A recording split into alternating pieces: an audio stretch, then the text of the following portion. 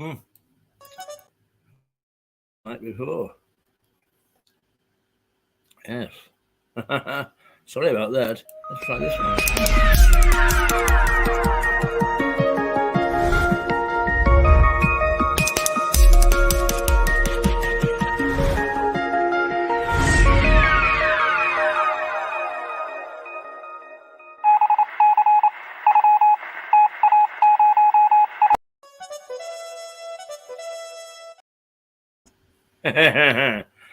Well, it's Tuesday morning, which substitutes for Monday morning, yesterday being a holiday.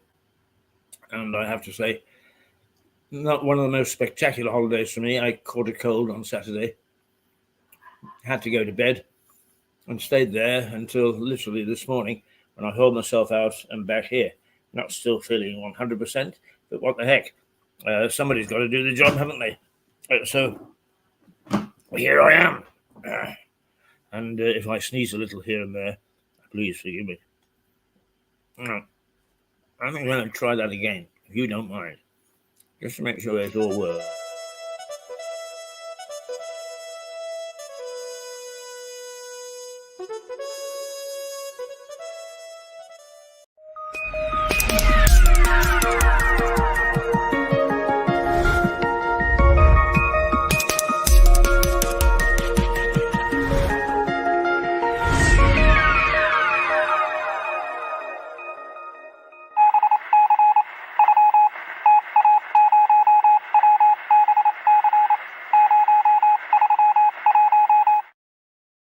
Now I feel much more comfortable that we got that off to a start. There's nothing worse than when you actually turn the key to get the car moving and it goes and doesn't work.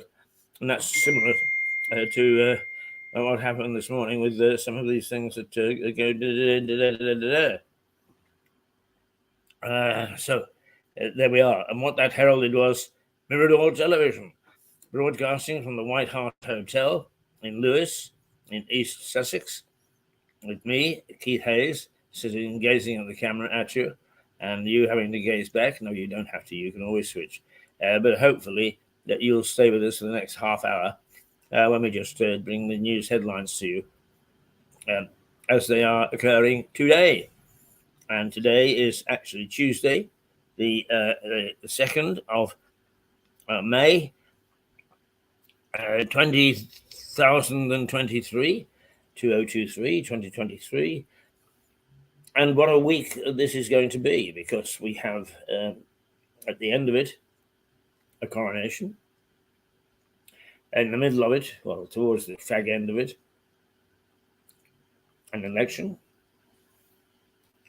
and in between time, whoop-de-doo in many parts of the country where getting behind the idea of a massive party countrywide to celebrate the coronation of King Charles III.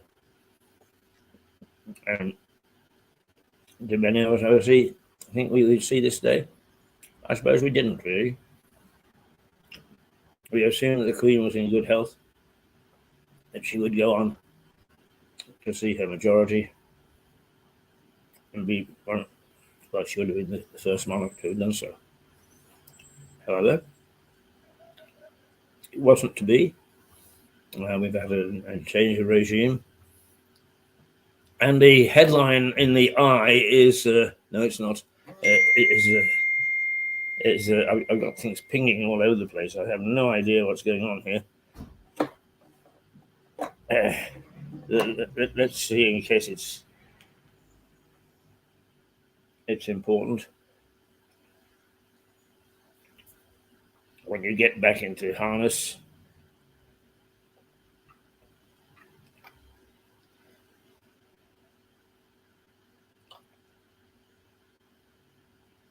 well, the NHS locally, just a bit of news, is introducing some sort of new system. So keep your eye open for whatever it is. They pinged us all to let us know. And that does fit in with with the first headline of the newspaper, because the NHS people, and talking about the nurses' strike, which has been very, very disruptive, and essentially what it says is, well, the headline is, "This can't go on. NHS leaders in despair as strike stalemate hits care backlog." Well, I suppose one would say, well, the NHS leaders are leading the negotiations, but apparently not. It's a question of for the nurses who are being a bit dogmatic about things, but it is a how much the government is prepared to pay, and so the row really is with the health secretary, and that's why I think that the headline in the Eye is worded the way it is. Across the board, there are a variety of stories this Tuesday. The Eye report says Health Secretary Steve Barclay is optimistic a majority of NHS unions will vote to accept the government's offer of a 5% pay rise when leaders meet on Tuesday. That's today. The paper says the current waiting list of 7.2 million people, is that right? Yes, 7.2 million patients, is set to grow as a result of staff walkouts, and that hospital bosses are desperate for strike action to end. Well, there you are. If you've got any pressing medical problems, you're probably not going to have much joy at the moment with the nurses out on strike. The Daily Express it follows on the same theme, but its headline is "Ignoring Plea for Life and Limb Care Just Not On." What it says is striking nurses refuse to provide life and limb care on an intensive care ward at Colchester Hospital in Essex, despite a plea for help from hospital bosses. The paper says the move is just not on, and that it will fuel public concern about escalating strike action. That seems fairly neutral to me. But anyway, that's that's the Express, I think. Yes, that's the Express. The Daily Mail, well, it changes the theme totally. Because it looks at the royal family as we're coming up to a coronation, and it has the results of a poll which says Britain is rock solid support for royals. Britain's support for the royal family remains rock solid ahead of the King's coronation, the Mail reports. The paper says a poll suggests the country would decisively back the monarchy if a referendum were held tomorrow, though it adds that almost 3/4 of respondents agreed it needs to modernize to have any chance of surviving. Well, I don't know what the hell that means. We're all behind it, but not the way it is at the moment. I don't understand how you can come to that conclusion. The fact of the matter is I don't get involved in politics as such. I slam every politician in sight. Don't trust any of them. But I have the firm belief, and therefore this television station has the firm belief, that the constitutional monarchy is the most solid and stable form of government anywhere in the world. And to back it up is the United Kingdom is not just a constitutional monarchy. There are 9 more in Europe, covering places like Sweden and Denmark and Norway, constitutional monarchies. There are something like 70 or so monarchies in the world, but only a few of them are constitutional monarchies. Most of them are divine right, if you like, that the authority passes from ruler to ruler upon death. Now, the Metro says, crown the hatch. Oh, it says 62 million pints are to be sunk, £120 million boost for pubs, and 3,000 street parties. Well, I'd say the Metro says some £2 million pounds worth of pints. Well, I repeat it, will be sunk over the 3 days of celebrations for the coronation, bringing in an extra £120 million for pubs and giving them a king-size boost. Oh, well, if we're all going to head for the pubs or have a drink or whatever, sounds pretty good to me. The Mirror. Okay. The Mirror takes a very sobering thought. It says 10 years on, please don't forget about my son Lee. And that's the mother of Lee.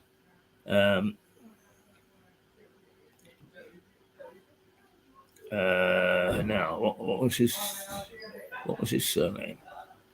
You see how quickly we forget. But anyway, he was the drummer that was murdered as he walked along the road, really. And that was 10 years ago. I can't believe it. The paper then goes on, says, I'm a celeb. Showbiz royalty. It's Ant and Dec top list of stars to attend the King's coronation. Oh, that fills me with a great deal of joy.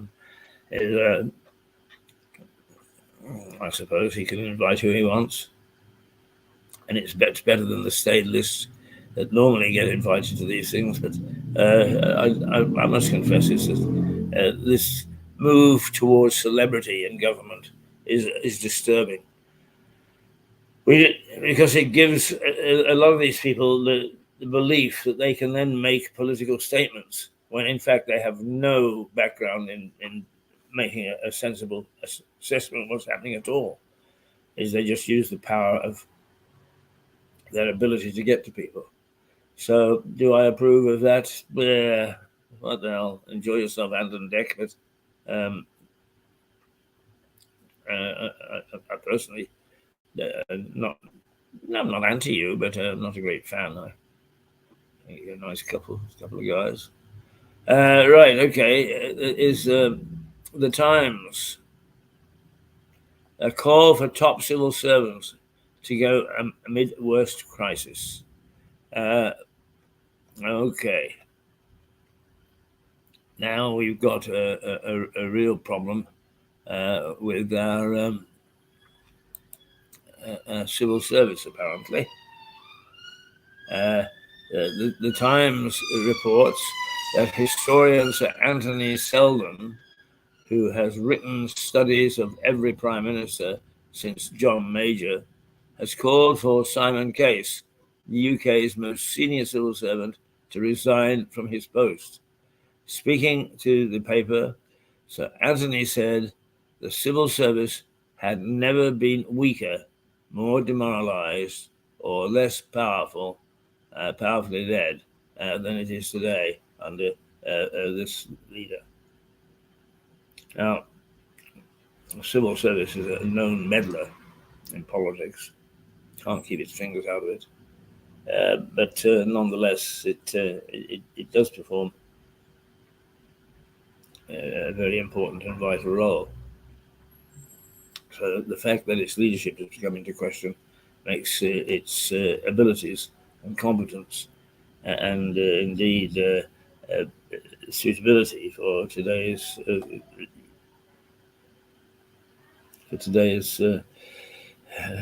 community, I suppose. Yes, community is the word. The Daily Telegraph. Sue Gray in Partygate team and Starmer talks began.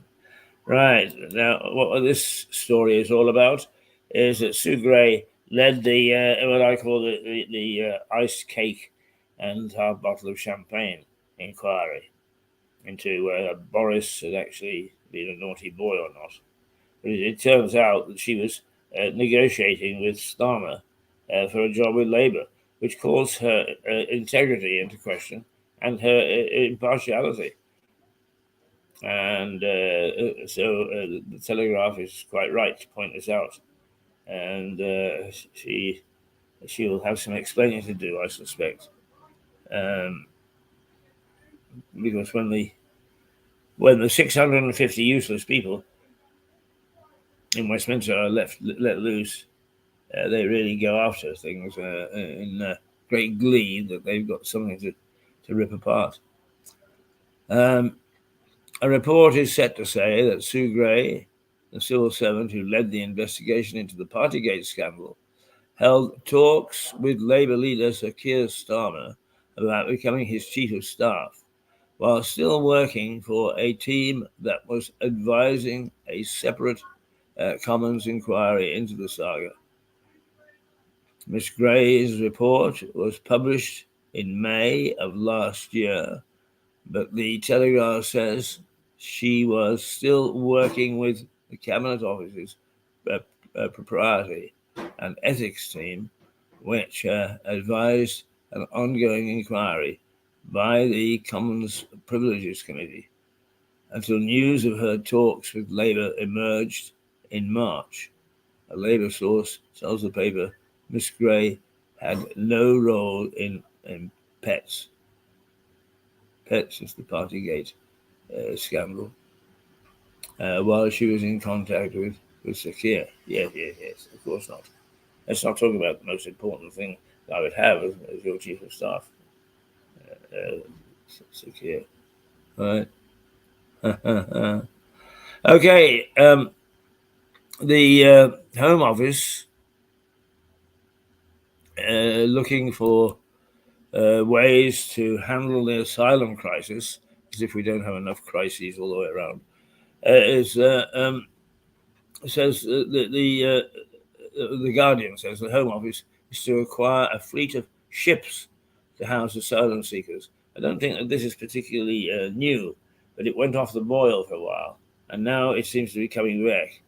And the Guardian says the Home Office is planning to acquire 10 disused cruise ships, ferries, and barges to house asylum seekers in ports across the country, as ministers struggle to address backups in asylum applications, which the paper says the backlog is now 1,500 higher than in December, when Prime Minister Rishi Sunak pledged to clear it within a year.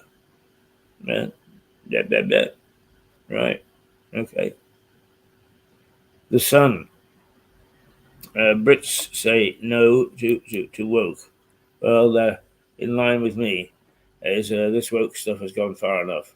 And a small group of people who want to turn everything on its head have been far too influential at this stage. So I'm one of those Brits that says no to woke. It's useless, it's stupid, and it actually is dishonest. To be quite honest with you, it's dishonest. Now, there is a worry in the financial world, was highlighted by the Financial Times, which its headline is J.P. Morgan snaps up First Republic's deposits after the U.S. regulator steps in.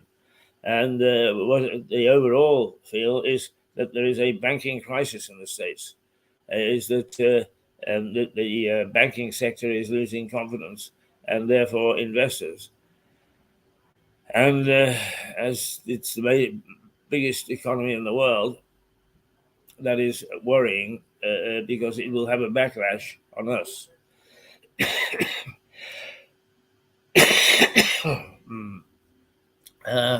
JP Morgan Chase is stepping in to buy most of First Republic Bank after US regulators orchestrated a deal to shut the embattled lender down.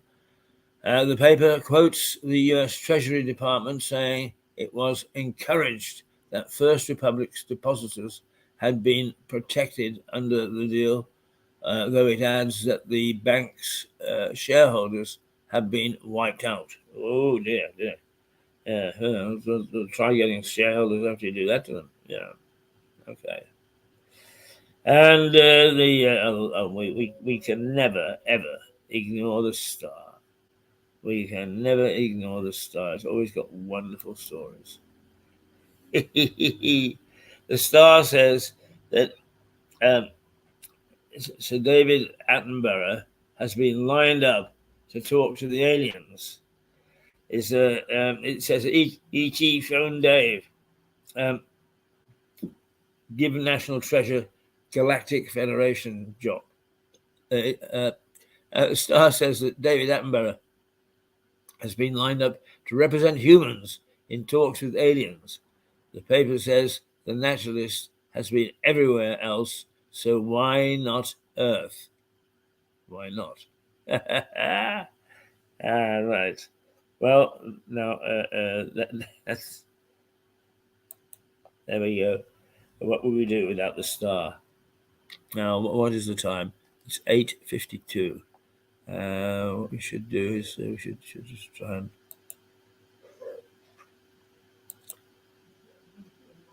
and see if we can. This is always a problem. I have no idea why.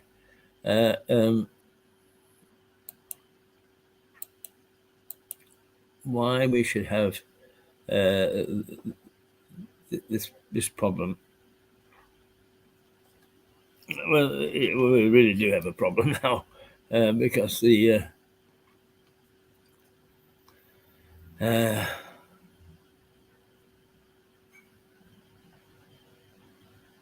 one of the main suppositories of is they it seems to have gone AWOL. I'll have to fix that in the break. But the weather today is a gentle breeze, sunny spells, and we're going to hit about 15 to 16 degrees with not a bad start, really, about 6 degrees. Right now it's 10 degrees, and it's mostly sunny. So that's the weather for you if you want to step outside. It is now 8:53.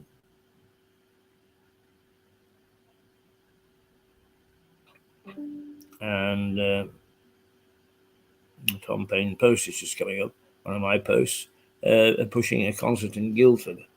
Rather nice. And the thing is, it doesn't say who the concert's for. Never mind. Where were we? Yes, we haven't looked at local news, and we are coming up to an election. And I shall be having more to say on this as the morning progresses. But it would appear that there is a major scandal brewing in local politics, both district and town, where then an investigation, if that's too strong a word, is an observation is being undertaken by civil servants into the misuse of planning applications by a member of one of the political parties in power, and who should have known better if they didn't do it deliberately. So there's no excuse for, oh, I didn't know. And this is leading to, as one local politician put it, this could reach national proportions because it is exactly the sort of worry that one has in democratic process for corruption and all the things that really one worries about is in our local governance. At least I worry about it. Is they all look as if they're smiling, but the first inkling that all may not be right came in a poster or a brochure from the Green Party, which said, vote this experienced team. And out of the three people whose photograph was there, there's only one had any experience at all of governance. The other two were the latest candidates. Now, that is dishonest. And it is designed particularly to persuade voters that this team has got the experience to handle their affairs. Well, it hasn't. I'm not saying it would necessarily handle the affairs badly, but it's not a team of experience. And that was the start of us digging around a little bit to find out what's happening. So talking about that will come in a little while. And we normally take a break at about this time.